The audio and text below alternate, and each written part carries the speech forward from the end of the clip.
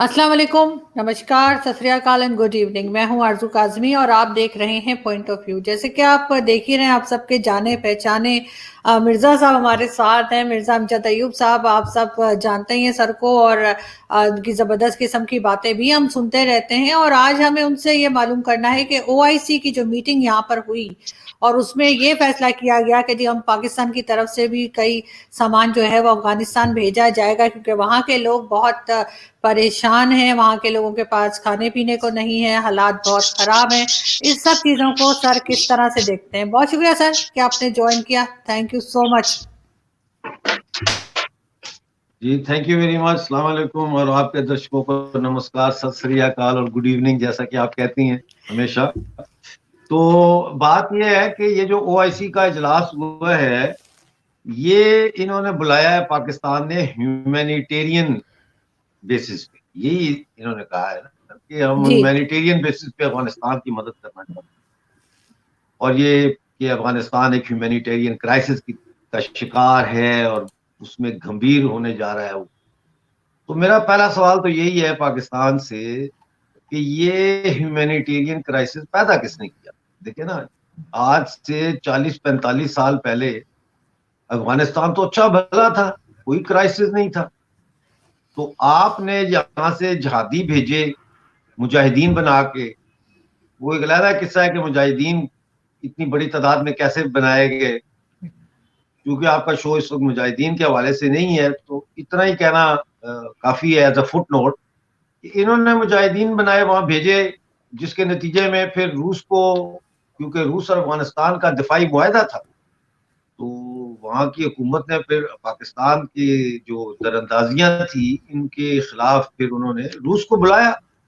जब पाकिस्तान अमेरिका की और बरतानिया और वेस्ट की और चाइना की मदद से उन पे हमलावर हो रहा था अपनी प्रॉक्सीज के जरिए, तो उन्होंने अपना जो राइट था वो इस्तेमाल किया और रूसी फौजी आई, फिर वो क्राइसिस। तो आज जो क्राइसिस है ये तालिबान की शक्ल में कब्जे से पहले तो इतना शदीद क्राइसिस नहीं था।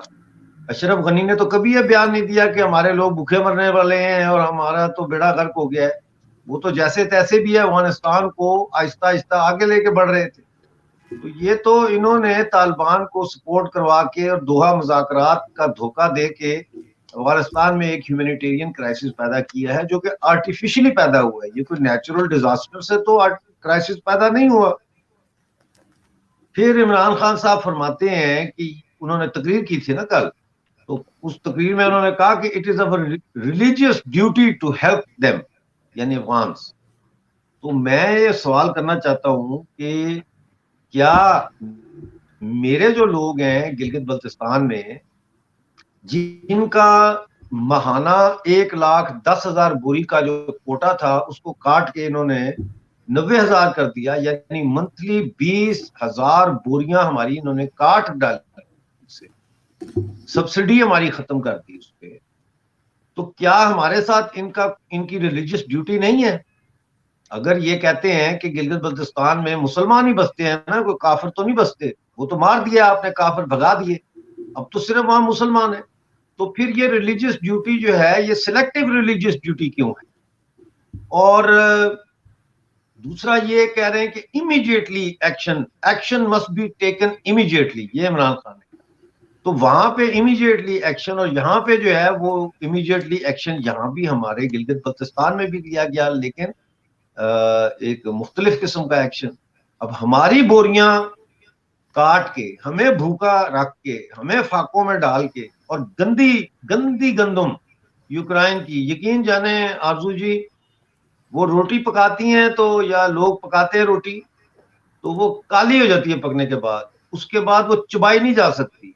अगर आपको मजीद तहकीक करनी है तो आप तो वहां हैं, आप एक दफा जरा गिलगित बल्तिस्तान का चक्कर तो लगाएं, गिलगित जाएं, स्कर्दू जाएं, वहां लोगों को मिलके तो आए ना। कोई टेंशन तो नहीं है, अभी तो बर्फें पड़ रही हैं, चलो ये कौन सा कोई वक्ती बोरान है जिसका हम शिकार हैं, ये तो एक परपेचुअल बोरान है। आप बर्फों के बाद चली जाएं। जैसे आपने ठीक। इतनी खूबसूरत वीडियो बनाई इस्लामाबाद की और हमें इस्लामाबाद दिखाया, कोसार मार्केट दिखाई, तो इसी तरह आप जरा जाके स्कर्दू और गिलगित बल्तिस्तान भी दिखाएं लोगों को कि बिजली नहीं है, पानी नहीं है, आटा नहीं है। پھر انہوں نے کہا کہ عمران خان نے کہا کہ pre conditions must not be the reason to hold back humanitarian aid, یعنی کہ جو پوری دنیا کہہ رہی ہے کہ آپ انکلوسیو گورنمنٹ بنائیں، طالبان کو کہہ رہی ہے، اور ہیومن رائٹس جو ہے اس کو بہتر کریں اور ٹیررزم ایکسپورٹ نہ کریں. تو میں یہ سوال کرتا ہوں کہ یہ عمران خان کہہ رہا ہے، ترلے لے رہا ہے دنیا کے کہ آپ افغانستان کی ہیومینیٹیرین بنیادوں پہ مدد کریں، اور یہ جو 3 کنڈیشنز ہیں ان کو امداد کی پری کنڈیشن یعنی شرائط کے طور پر لاگو نہ کریں. کیونکہ آگے وہ کیا کہتے ہیں، کیونکہ کہتے ہیں میں نے افغان فارن منسٹر سے بات کی ہے اور اس نے مجھ سے وعدہ کیا ہے کہ وہ یہ چیزیں پوری کرے گا.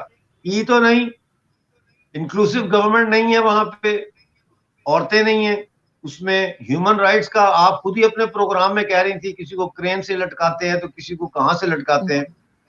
پھر ٹیررزم افغانستان یوز نہیں ہوگا ایکسپورٹ کے لیے.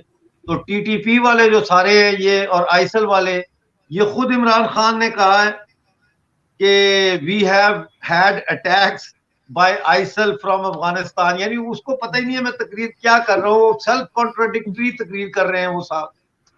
تو سر وہ میں سپورٹ بھی سر وہ اس بات کو بھی سپورٹ کر رہے تھے، یہ بات بھی انہوں نے اپنے تقریر میں کہی، اسپیچ میں بات کی کہ جی وہ کوئی بات نہیں اگر وہ بچیوں کو اسکول نہیں بھیجتے تو وہ تو ان کا کلچر ہے. ہاں یہ کیا بات ہوئی بھائی، یہ میں حیران ہوں اس کی باتیں سن کے کہ وہ کلچر ہے. میں آپ کو اس کا بتاتا ہوں کہ یہ کہتا ہے نا کہ western response to Islam is Islamophobia. اس نے کہا نا کہ اسلاموفوبیا ہے اور ویسٹ جو ہے وہ سمجھتا نہیں ہے، ہمارا جو ہے وہ ڈفرنٹ ہے ہمارا کلچر. تو ہمارا کلچر ہے یہ کہ ہم سری لنکن کو آگ لگا دیں، ہم جو ہے وہ لوگوں کو مشال کو ڈنڈے مار کے مارتے ہیں. سیالکوٹ کے 2 بھائی جو کرکٹر تھے ان دونوں بھائیوں کو سرے بازار لاٹیاں مار مار کے ان کو قتل کیا جائے. یہ کلچر ہے. بات یہ ہے کہ ہمارے ہاں جو یہ کہہ رہا ہے کہ قبائلی علاقوں میں اور افغانستان کے بارڈر ایریاز کا جو کلچر کو مین تو وہاں وہ فوکس کر کے تقریر کر رہا تھا نا، تو وہاں کا کلچر یہ کلچر کبھی بھی نہیں تھا بھائی. میں 1978 میں مارشل اللہ کی جیل سے نکلنے کے بعد میمند ایجنسی میں جا کے میں چھپا تھا وہاں. میں نے جب تک کہ میرا باہر جانے کا سلسلہ نہ ہو، ان کا بڑا ڈیموکریٹک کلچر تھا. لڑکیاں لڑکے اسکول جاتے تھے. جن کے گھر میں رہتا تھا ان کے بیٹے کے ساتھ میں روز صبح جو ہے وہ اس کی بہنوں کو ہم اکٹھے جاتے تھے اسکول چھوڑنے کے لیے کار میں، پھر ڈراپ کر کے واپس آ جاتے تھے، پھر شام دوپہر کو جا کے واپس لے آتے تھے. مسئلہ یہ ہے کہ آپ نے پچھلے 40 سال سے مدرسوں کے ذریعے 2 نسلوں کی ذہن سازی کی ہے. آپ نے وہ الف انار بے بکری پہ پنکھے والے قاعدے ختم کر کے الف اللہ بے بندوق سمجھ آئی جیم جہاد، آپ نے یہ کلچر اس میں ڈالا ہے. آپ نے ہمارے کلچر کی تباہی کی ہے. اور یہ ذہن سازی جو ہے اس کو وہ کہہ رہا ہے کہ یہ ہمارا کلچر وہاں کا ڈفرنٹ ہے.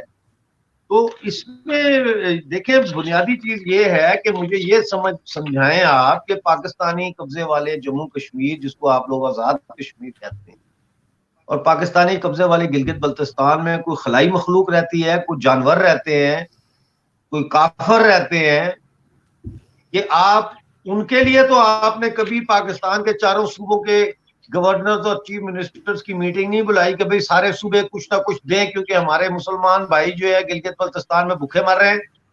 ٹی او جے کے میں تمام آٹے کے ڈپو بند ہو چکے ہیں. Can you believe that? لیکن آپ کو افغانستان میں بڑی چنتا لگی ہوئی ہے. اور وہ چنتا کیوں ہے؟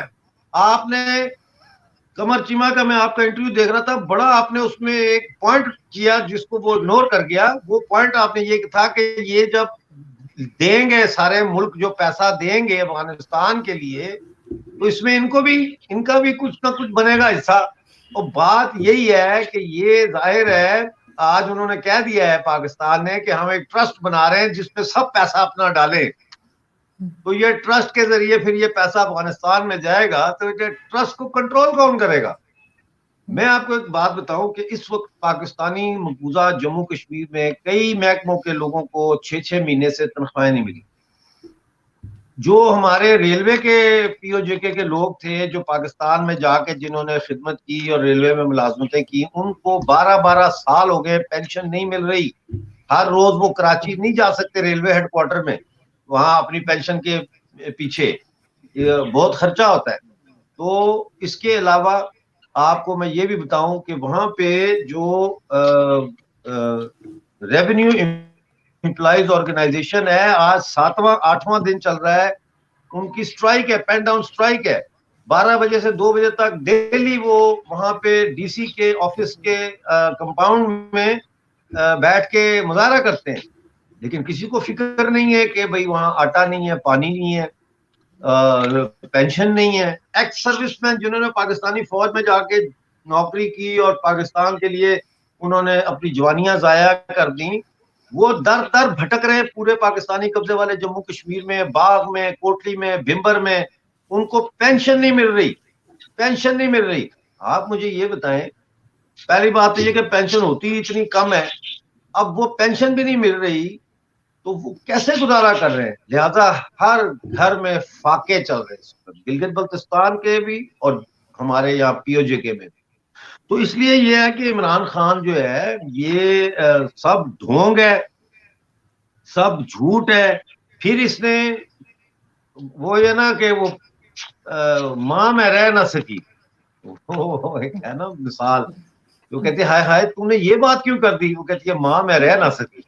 تو وہی بات ہے کہ اپنی تقریر میں جناب نے فلسطین اور کشمیر کا بھی بیچ میں نا ٹاکا لگا دیا کہ ماں میں رہ نہ سکی، لیکن اس میں بھی پھنس گئے. وہ کیسے؟ میں نے لکھا ہے، انہوں نے کہا کہ rights that the United Nations Security Council resolutions have given them, Kashmiris کو, but not been implemented, should be implemented. بھائی جو ریزولوشن ہے، پہلا ریزولوشن جو آیا ہے اس کے اندر پاکستان کو یونائٹڈ نیشن سیکورٹی کاؤنسل نے ایگریسر قرار دے کر they have made a demand کہ Pakistan should withdraw its military from occupied territories and also remove all non-state, non-resident actors. اسی ریزولوشن میں انہوں نے یہ کہا ہے کہ India is permitted to keep a minimum force, military force, to help the government maintain law and order. آج یہ کہتے ہیں جی وہاں اتنی فوج آ گئی ہے، اتنی فوج آ گئی ہے، تو انہوں نے شرارتیں کر کر کے وہاں اس فوج کو منیمائز ہونے ہی نہیں دیا. انہوں نے تو وہاں دہشت گرد بھیج، تو یہ بھیج، تو وہ بھیج، تو وہ تو پھر انڈیا کو مزید فوج بھیجنی پڑی. کیوں؟ in order to help the local government to maintain law and order, which is exactly what the United Nations Security Council resolutions asks them to do. وہ تو کر رہے ہیں، آپ نے کچھ بھی نہیں کیا. تو اس لیے یہ ہے کہ اگر یہ ان کے باتوں میں تضاد ہے، لوگ ہنستے ہیں، لوگ ان کو سیریسلی نہیں لیتے. جی سر میں یہ پوچھنا چاہ رہی تھی کہ ٹھیک ہے عمران خان کی تو گورنمنٹ 3 ساڑھے 3 سال ہوئے ہیں اور انہوں نے کچھ بھی جو ہے کچھ ڈیلیور نہیں کیا، لیکن اگر ہم گلگت بلتستان کی بات کریں یا پھر کشمیر کی بات کریں تو پچھلی گورنمنٹس آپ کو لگتا ہے کہ وہ کچھ کر پائیں تھی یا انہوں نے کوئی اسٹیپ ایسا لیا تھا جس سے وہاں کے لوگوں کا مسئلہ حل ہو؟ جیسے آپ کہہ رہے ہیں کہ سیلریز نہیں ملی ہیں، پینشنز نہیں ملتی ہیں اور دوسرے کئی مسائل ہیں، تو وہ سارے پرابلمز کیا پچھلی کسی گورنمنٹ آپ کو ایسے لگتے ہے کہ کسی نے کام کیا ہو یا یہ سب ایسے ہی بیٹھے رہے سب کے سب؟ دیکھیں جی، ہر آنے والی گورنمنٹ نے گلگت بلتستان کا بیڑا غرق کیا ہے. ہر آنے والی گورنمنٹ نے پاکستانی قبضے والے جموں کشمیر کا ستیہ ناش کیا ہے، سوائے لوٹ مار کے، سوائے دیکھیں نا اب پی او جے کے میں ایک لیجسلیٹو اسمبلی ہے. اب اسمبلی ہے تو اس کا کانسٹیٹیوشن بھی ہونا چاہیے، اور کانسٹیٹیوشن لکھا پاکستان نے اور اس کو پیش کر دیا اسمبلی میں، اور وہاں ان کے ٹاؤٹ بیٹھے، انہوں نے 1974 میں وہ ایکٹ پاس کر کے، جس کو ہم ایکٹ 1974 کہتے ہیں، جو کہ انٹرم کانسٹیٹیوشن ہے پی او جے کے کا، اس کو امپوز کر دیا. اب اس کانسٹیٹیوشن میں نظریہ پاکستان اور علاقے پاکستان کی شرطیں موجود ہیں. یہ کیا کانسٹیٹیوشن ہے؟ اس میں تو آپ نے یونائٹڈ نیشن کے ریزولوشن کو بائی پاس کر دیا ٹوٹلی، جو کہتا ہے کہ یہ ڈسپیوٹڈ ایریا ہے. دوسرا یہ ہے کہ گلگت بلتستان کو انہوں نے 1949 اور 1951 کے درمیان جو ہے وہ ریاست جموں کشمیر یعنی آزاد کشمیر جس کو آپ کہتے ہیں گلگت بلتستان اکٹھے تھے، اس کو علیحدہ کر کے گلگت بلتستان کو ناردرن ایریاز قرار دے دیا، اور پھر وہاں کی لکڑی، وہاں کا پانی، وہاں اور سب چوری کیا. اور ہمارے لیے کیا انہوں نے رکھا چوائس کہ ہم ان کے آ کے برتن دھوئیں پنجاب میں، ہم آ کے ان کے گھروں کی ان کی کوٹھیوں میں باورچی بنے، مالی بنے، بہت کسی نے تیر مارا تو ڈرائیور بن جائے. یہ چوائسز ہیں ہمارے پاس تو وہ چوائسز اویلیبل ہی نہیں ہے. ترقی یافتہ دنیا کو تو چھوڑیں، ہمارے پاس تو وہ چوائسز بھی اویلیبل نہیں ہے جو آپ لوگوں کو پنجاب میں اویلیبل ہے. تو انہوں نے ہمیں پتھر کے زمانے میں پہنچا دیا ہے. ہمارے ہر روز پاکستانی قبضے والے جموں کشمیر میں ہر روز آرزو جی لوگ حادثوں میں مر رہے. کل بھی جو ہے وہ میرپور سے راولپنڈی والی جو روڈ ہے اس پہ حادثہ ہوا ہے، اور پہلے کچھ دن پہلے اس پہ ایک رکشہ نالے میں گر گیا تھا نیچے کھائی میں، پھر ایک موٹر سائیکل گر گیا تھا، لیکن کسی کو کوئی پرواہ نہیں ہے. ایک سیفٹی وال یار کتنا پیسہ کتنی سیمنٹ کی بوریاں لگ جائیں گی، کتنا لوہا لگ جائے گا کہ ایک گرل بنانے پہ، موڑوں کے اوپر ایسے کر کے گرل بنانے پہ کتنا خرچہ آ جائے گا. آپ نے تو کروڑوں روپیہ جو ہے وہ لگا دیا OIC کی میٹنگ بلانے پہ، جس میں آپ نے اپنے ہی پیدا کر کیے ہوئے کرائسس کو جو ہے وہ دنیا کے سامنے رکھ کے آپ بلیک میل کر رہے ہیں کہ یہ کرائسس اس طرح پھیل جائے گا کہ پھر تمہیں بھی پتہ لگے گا، آپ لوگوں کو بھی پھر پتہ چلے گا. مطلب یہ تو ڈرانے والی بات ہے نا کہ پیسے دو نہیں تو پھر یہ کرائسس جو ہے تمہارے گھروں تک بھی آئے گا. تو اس طرح سے یہ ایک ڈھونگ ہے، ایک فراڈ ہے یہ سارا کچھ. اور پاکستان جو ہے اس کی قسم سے مجھے ہماری مطلب ہے کہ افسوس ہوتا ہے کہ پاکستان کی ایک شناخت جو تھی کم از کم یہ نہیں تھی کہ پاکستان بھکاری ہے، اور تھیں پاکستان کی شناخت مختلف چیزوں میں، لیکن یہ نہیں تھی کہ پاکستان ایک بھکاری ملک ہے. اب اس نے پاکستان کو دنیا میں ورلڈ سٹیج پہ ایک مذاق بنا دیا، اور پنجاب کے لوگ بالکل سوئے ہوئے ہیں، ان کو سر، سمجھ ہی نہیں آ رہی. بالکل سر. جی جی مرتضیٰ سولنگی صاحب جو سینئر جرنلسٹ ہیں، ان کا کہنا ہے کہ جی پہلے ہم جا کے مانگتے تھے، اب ہم گھر بلا کے مانگتے ہیں. OIC کے اوپر انہوں نے کمنٹ کیا تھا. لیکن سر لاسٹ میں آپ سے یہ ضرور پوچھنا چاہوں گی کہ وہ آپ کہہ رہے تھے نا کہ یہ جو بوریاں بھجوائی جائیں گی گیہوں کی اور دوسرے سامان کی، وہ گھوم پھر کے واپس پاکستان آ جائیں گی. آپ یہ کچھ کہہ رہے تھے ایک بار کلول میں، تو یہ واپس دیکھیں پہلی پاکستان بات کیسے آ تو جائیں یہ گے؟ ہے کہ طالبان کے دیکھیے پہلی بات تو یہ ہے کہ طالبان کے پاس کوئی ایسا ایڈمنسٹریٹو نیٹ ورک نہیں ہے کہ وہ پیراسیٹامول جو ہے اس کو بھی اس نیٹ ورک کے ذریعے پورے افغانستان میں پہنچا سکیں کہ چلو کسی کو بخار ہے تو بخار ہی اتر بیمار ہو تو ٹھیک ہے. اب یہ 50,000 میٹرک ٹن آٹا انہوں نے بھیجا ہے افغانستان، ٹھیک ہے، وہ بھیجنا شروع ہو گئے ہیں، وہ جا رہے ہیں ٹرکوں میں، ہمارا کوٹا کاٹ کے تو ادھر دے رہے ہیں. تو اب یہ طالبان کوئی مسلمان نہیں ہے اس طرح کے کہ 5 وقت کے وہ نمازی ہیں، بڑے پرہیزگار ہیں، اور جناب بڑا ان کا وہ ایسے مسلمان نہیں ہے. وہ تو اسمگلر ہیں، وہ تو قاتل ہیں، چور ہیں، اسمگلر ہیں، اسلحے کا بیپار کرنے والے ہیں، ہیروئن فروش ہیں. تو یہ جو آٹا جب جائے گا 50,000 میٹرک ٹن کابل پہنچے گا، تو یہ کہاں کون سا ان کے پاس نیٹ ورک ہے جس کے ذریعے یہ سپلائی چین بنائیں گے اور یہ دور دراز کے علاقوں تک آٹا جائے گا؟ ایسا تو ہے ہی نہیں. تو واپس یہ اسی روٹ سے جو ہے پاکستان آئے گا اور یہاں بلیک میں بکنا شروع ہو جائے گا. یہی طالبان کے کمانڈر جو ہے یہ بیچنا شروع کر دیں گے اس کو واپس پاکستان کو. اس طرح سے یہ میجورٹی جو ہے 50,000 ٹن آٹا جو ہے یہ واپس پاکستان میں KP کے اور پنجاب کے بازاروں میں بکے گا. بالکل وہی میں سوچی تھی، آپ بتا رہے تھے تو بڑی مطلب حیرت ہوئی. لیکن کچھ بھی امید کی جا سکتی ہے ظاہر ہے طالبان سے بھی اور یہاں والوں سے بھی کہ گھوم پھر کے پھر ادھر ہی آ جائے. لیکن پھر بھی دیکھتے ہیں سر کہ آگے کیا ہوتا ہے اور کس طرح سے یہ ان کا اسپیشلی جو ٹرسٹ انہوں نے بنا دیا ہے اور انہوں نے کہا ہے کہ اس میں پیسے رکھو، کون رکھتا ہے اور کون نہیں رکھتا. اور اس کو کس طرح سے پھر یہ آگے بڑھاتے ہیں، اس پہ ہم آپ سے بات کرتے رہیں گے، اور تھوڑی دیر بعد پھر جیسے جیسے اپڈیٹس آئیں گی آپ کو پھر زحمت دیں گے. بہت شکریہ سر کہ آپ نے جوائن کیا. تھینک یو سو مچ. اپنا بہت خیال رکھیے گا. Thank you.